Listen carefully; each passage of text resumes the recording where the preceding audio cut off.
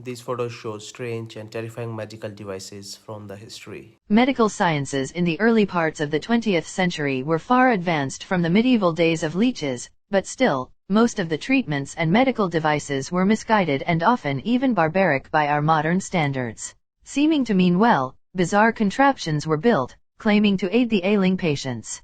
A little pseudoscience and quackery were also thrown in the mix.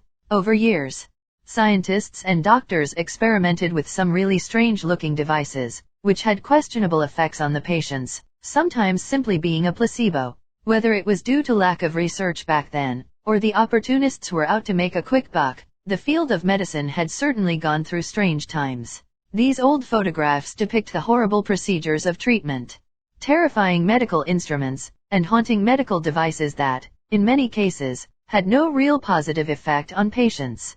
The history of medicine is filled with wild stories of bizarre treatments, methods, and medical procedures that aimed to make people feel better. Some of the stranger treatments of old-time medicine would turn out to be useful, while cautery, heating an iron stick on hot coals and then pressing it onto a person's body, didn't end up curing broken hearts when the rod was pressed against the patient's chest. The practice was a forerunner to electric surgical instruments. And while doctors were misguided in prescribing the poison arsenic to treat syphilis and skin conditions, a form of the chemical has been used to treat acute promyelocytic leukemia. It also took a long time to figure out how to use the technology safely. A French physician, Dr. Maxime Menard, had to have his finger amputated when he developed cancer from frequent exposure to radiation while manning an X-ray machine.